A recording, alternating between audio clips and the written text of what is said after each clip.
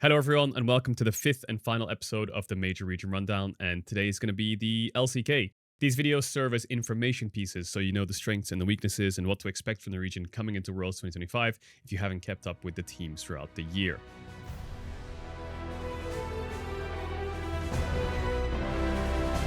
Let's start with the LCK's number 1 seed, MSI champions Gen G. In the top lane we have Keen, at jungle we have Canyon, in the mid lane Chovy, at AD carry we have Ruler, and support Duro. After once again not achieving their ultimate goal of winning Worlds with a semi-final exit against eventual champions T1, Gen G made 2 roster changes to their lineup for 2025. The big headline was Ruler's return, joining an even more stacked roster. They also signed Duro from FearX. They lost a 5-game series to Humble Life Esports in the LCK Cup to start the year and missed out on first stand. But aside from that, this team has looked almost untouchable at certain points of the year, and it's not an exaggeration to say that they've been the best team in the world for most of the season. They went undefeated through spring, qualified to MSI, where despite close encounters with AL in T1, they did not drop a single series. Then immediately after won EWC and only lost a single best of 3 in summer to T1, meaning their overall regular season record was a ridiculous 29-1. Their one big blemish on their record though was the KT series in summer playoffs, where Canyon looked surprisingly quiet and Cuz just completely gapped him. They lost in a 3-2 fashion. But beyond that, they've shown to be unmatched in many aspects. Their drafts are creative and flexible, their champion pools are deep, and they've shown some really creative macro. Let's look at this game against T1, where they're 2,000 gold down with T1 threatening to get the soul. They start off Baron to force T1 to react, the Baron bait's successful, and they disengage successfully off of it once T1 abandons the dragon and moves up, while Keen sneaks in to do the dragon himself, denying the soul and buying enough time. These are the kind of macro plays that we expect and will be a pleasure to watch a world-class team like Gen G pull off. Ruler and Chovy continue to define excellence and are arguably both the best players in their world in their roles. Ruler's mechanical prowess has been unmatched. He was the finals MVP for a good reason, clutching out so many teamfights. I think Duro meanwhile has developed into one of the top supports in the world. This caliber of roster is just mental and they have very few weaknesses. At this point, there's no denying whether they're a good team or not. It's about whether they can show up when it matters. Chovy's been waiting his entire career for a Worlds title, and if there ever was a Gen G lineup to do it, it should be this one. Next up, we have the LCK's number 2 seed, first stand champions Humble Life Esports. In the top lane, we have Zeus. In the jungle, we have Peanut. In the mid lane, Zeka. At AD carry, we have Viper. And support Delight. HLE ended their 2024 with an exit in Worlds quarterfinals against BLG, a series that I think many will remember because it was such a spectacle to watch. They then shocked the world with one of the biggest surprises of the off-season, signing Zeus to replace Doran. This lineup looked even more stacked than last year's, which added to their ambition. And the fact that it's Peanut's last dance before military service just added more weight to the team's shoulders. HLE came out of the gate swinging, winning the LCK Cup, qualifying to first end, and looking poised for a dominant year. But things started to unravel around the MSI qualification stage. They were 2-0 up against Gen G, where they were then suddenly reverse swept out of a first seed contention and then shockingly immediately losing to T1 the next day in a 3-0 fashion, which was a brutal fall from grace. From that point onwards, HLE's momentum kind of dipped a bit. They were still the 3rd best team through the regular season in summer, but they just looked a little bit of a cut below T1 and Gen G. Zeka seemed uncomfortable on meta picks, Delight's engages lacked the precision of the past, and Zeus, the big signing, often looked like he was playing a little bit of a different game from the rest of his team. Peanut also showed a little bit of a decline mechanically. When playoffs rolled around, they managed to turn course however, and HLE rediscovered their identity through their individual talent. Peanut and Delight took on facilitator, utility roles, freeing Zeus, Zeka, and Viper to shine once again. They had an excellent series versus T1 and KT, which qualified them to the LCK Finals and Worlds. Their series versus Gen G was close and quite competitive. I will say they had really strong early games, but it all came down to team fights where Gen G just kind of clutched it out, but they definitely proved that they could go toe-to-toe. For Humble Life, the question heading into Worlds is whether they can be consistent. The ceiling is incredibly high with the players that they have. They just need to make sure they're in form. If they can be in form, this team can make a deep run and be a contender for the title. Coming in at the 3rd seed for the LCK, it's KT Rolster. In the top lane, we have Perfect. In the jungle, we have Cuz. In the mid lane, we have BDD. At AD carry, we have Docdam. And support, we have Peter. KT's year has been a true roller coaster once again, which is just another year for this organization. Their 2024 ended prematurely after losing the 4th seed qualifier in a Game 5 heartbreaker to T1. For 2025, they revamped their roster, building around Perfect and BDD, and promoting talent from within and grabbing Doc Dam from FPX, who you might remember as Damon's AD carry in 2022, where he was pretty well known for his Aphelios. Things looked pretty bleak at the start of the year, and the team cycled through top laners, AD carries, and support to try and find a winning formula.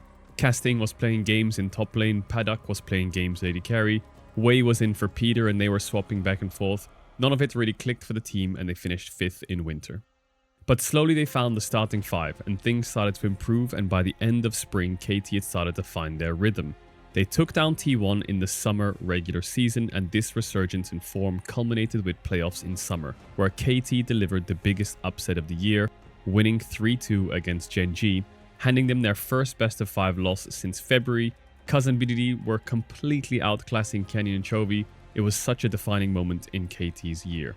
BDD, as always, is just the player to watch. He's looked like one of the best mids in the world, and has again definitely dragged this team across the finish line more than once. That unpredictability is the essence of KT Rollercoaster. On any given day, they can lose to a bottom tier team in the league, and then show up and beat a T1 or a Gen G. For Worlds, expectations are cautious, and in Swiss, especially best of ones, it's just going to depend on which version of KT shows up that day. But you know the rules, you're not allowed to get excited about KT. KT's going to Worlds! They're going to Worlds! Lastly, and qualifying to the last chance qualifier, are defending world champions T1 as the LCK 4th seed. In the top lane we have Doran, at jungle we have Owner, mid lane we have Faker, AD carry Gumayushi, and support Keria. It's strange to see T1 enter Worlds as Korea's 4th seed, because in reality they've been one of the most competitive teams in the region all year. The team brought in Doran after Zeus' move to Hammerlife Esports as their only change from their championship winning roster. All year long, T1 have been locked in a tight rivalry with Gen G. They took them to 5 games at MSI twice, were the only team to beat them in a best of 3 in the regular season, and then took them to 5 games once again in summer playoffs. Even when they fell short in that summer playoffs match and were out-macroed by Gen G, they probably could have still won the series, considering they kind of through game 1 they had pretty good winning positions, and they made some really weird drafts in game 4 and especially game 5, putting Keria on Maokai, a champion he hasn't played all year. And I know Keria can play everything, but why are you putting him on Maokai? Individually, the talent is still world class. I think for me, Owner has been absolutely phenomenal this year and is easily one of the best junglers in the world. Keria has also been performing to a very high standard, even though occasionally his experiments do backfire. Faker has clearly taken on more of a supportive role as he has done in recent years. His lanings looked a little bit weak in summer, so he's leaned into his roaming mid style with Galio and Talia and Ryze and facilitating his side lanes rather than trying to play for lane, which is probably the most exploitable aspect of his play. Gumayushi has had moments of brilliance, but the only pain point has been showing strong performances on champions like Yunara and Ziggs and Kai'Sa. We'll see if coming into the tournament T1 and Guma have been putting time into expanding his pool. Other than that, the team's drafting has looked a little weird to me at times and has cost him dearly. With all of that being said, this is still T1. This team looked like the second best team in the region for a large portion of the spring and summer split, and they're a team that is notorious for starting slow in tournaments and scaling as they figure out the patch and what their pick priorities are. Take last year, for example. They almost lost to G2 in Swiss stage, they limped into the bracket stage, and then they swept TES, followed by beating Gen G and won Worlds. Provided the T1 can beat IG and make it to the main event, I still think they're one of the top contenders at the tournament. I've also invited LCK caster Chronicler as my guest to give a little bit more information on the teams after I give you the rundowns.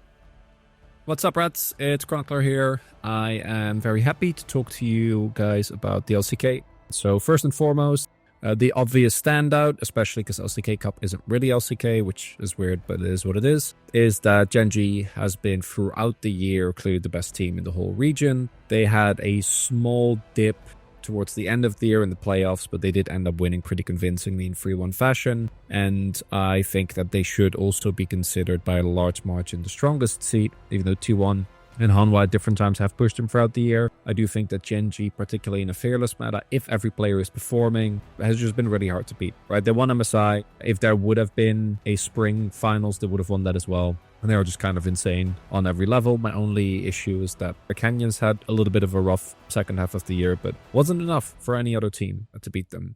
Then we have Hanwha Life, who is the second seed coming out of the LCK. Hanwha Life, to me, is a really cool story because they had probably the best start to the year out of any team. It was them and Gen G starting from after LCK Cup. And they were really, I think, set for success. They were expected to be the MSI seed. Obviously had a huge collapse in that playoffs during Road to MSI. they really took the entirety of summer, even up till playoffs, to kind of get back in form, and were shockingly good throughout the playoffs, even though they didn't end up winning the final. A 3-0 T1, 3-0 with KT, and had really good prep and kind of leaned again into what made the team really good. So they had a bit of a dip in the middle, and I think they were quite sad that they couldn't make it to MSI. But they are definitely up there. I don't think they're quite Gen G level. I think they have a little bit more weaknesses when it comes to the specific performance of some of the players. Peanut most notably, although I do think he actually had a good playoffs. But they're a little bit more up and down. Then we have KT, who possibly the most hilarious move and most KT move of all time is the 3rd seed in the LCK. That's not their actual power level, but KT is a team that had a incredible playoffs series against Gen G. The entire year was kind of a mess because, again, it's KT. I think they started off by far the weakest team out of the 3, Nongshim, KT. But of those 3, obviously KT is the only one still standing, and I think that's very earned, as they've had Cuz really level up. BDD has just been good the whole year, and that series against Gen G felt very earned, despite the fact that obviously that was not replicated in the series that they played afterwards, because I do think KT have a lot of issues when it comes to the consistency of anyone that isn't Cousin BDD. And then finally T1, defending world champions, in the minds of everyone, me included, probably not actually considered the 4th best team out of the LCK, right? They had a pretty slow start to the year, really ramped up in playoffs, road to MSI, having had a wonderful showing at MSI, a lot better than I was expecting, which was really cool to see, and then had a bit of a dip towards midst of summer, which obviously was the reason why they weren't able to actually get the number 2 seed. They were a lot better than Hanwha throughout most of the regular split, but it didn't quite make the run that Hanwha did, and Hanwha did obviously also beat them pretty handily. But they are T1, and it's Worlds, so I think we all know what will happen next. So, in conclusion, for the teams, Gen G has just been the best team the whole year. Little dips here and there, but they're just super well-rounded. Then we have Hanwha Life and T1, even though they are seed 2 and 4. I think that those teams are quite similar in power level. I think Hanwha edges out. I do think that 3-0 was mostly just Hanwha prepping really well. I think Hanwha, on average, also had less of a year than T1 did, but I think those two teams are pretty close, and either of them is good enough to win Worlds. And then there's KT, which, if you were hoping for a DRX-esque run, is definitely the way to go, because it's KT. And I think both their top lane, and as much as I love him, Peter, and to a lesser extent Dokdam, I think can really struggle. Expectations for all of the teams is that I think that Gen G should be the very obvious tournament favorite, alongside BLG for this tournament. I think T1 and Hanwha both are also no-brainers if you come from the future and you tell me, like, T1 won again. Yeah, it's the last 2 times as well. I think that they look better going into the tournaments than they did the last 2 times. Even though they're 4th seed again, I think the story is still very different from last year. And then Hanwha Life, self-explanatory if you look at the names of this roster. And then finally KT. If you dare to dream, I think KT is a great team to root for. Or if you love BDD, which you should, because he's the best. So in conclusion, I think that the LCK as a whole had a great year so far, but let's be real, Worlds is the most important title in the world. It's the one title everyone cares more about than anyone else, and I don't think any of these LCK teams are going to be happy if it's not them getting the title. Thank you so much for paying attention, and have a wonderful day. That was all for the major region rundowns. I hope you enjoyed all of them. As always, I'll be live for Worlds every single day starting October 14th at 10 a.m. CET with T1 vs IG at twitch.tv/Caedrel. Thank you all for the support. Drop a like, drop a subscribe, and I'll see you for Worlds, baby.